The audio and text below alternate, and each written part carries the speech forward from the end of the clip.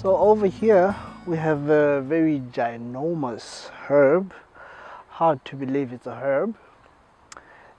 It's called Angelica archangelica, or simply wild celery in English. And it has these little hollow stems inside. You can just crush it with your fingers, but I wouldn't advise you to do that.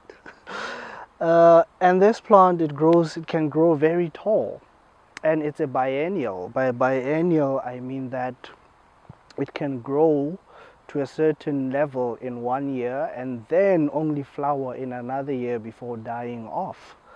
So what that means is that because it's a medicinal plant, during different life stages of the growth, for example, you can only use different parts of the plant at different stages. For example, now it's flowering, so it's nice, the stems are very nice and ready to be chopped off and be used for maybe in salads, for example. It has this very bitter taste in the stems, but the bitter taste, unlike most bitter plants, they're bitter and cooling, but this one is bitter and warming, so it can sort of enhance digestion in a way also.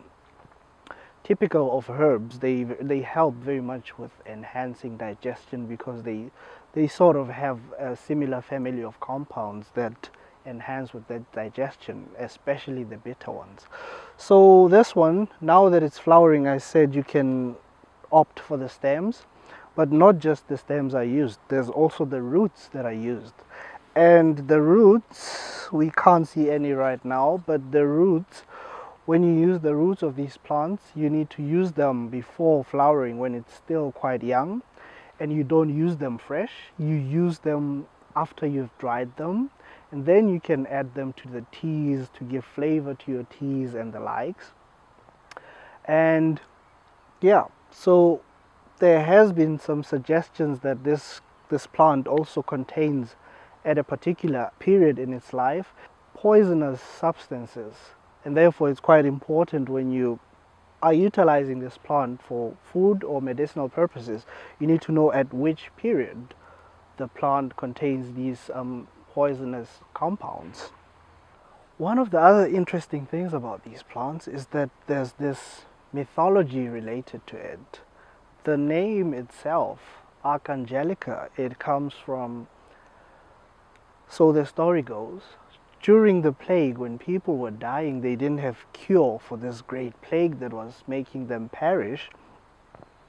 One of the people who were there, who were the medicine men, they were actually visited by an archangel, whose name I can't remember, but this archangel, he actually suggested a suite of plants, of which this is one which might resemble those plants, and he suggested this plant to help in curing this great plague, and then help with people, helping stop people from perishing, and hence this name Archangelica. And so it has other relatives that are heavily used to especially help with things like headaches and paralysis and the likes. But this one, it has not been conclusively been used in helping with those ones. The name of the species that I'm talking about is Angelica pubescens. So these are the variety of herbs that you can encounter in a garden or at a market, and you just need to know how do they actually assist you in making you healthier, or in making you eat healthier, or in giving you medicine.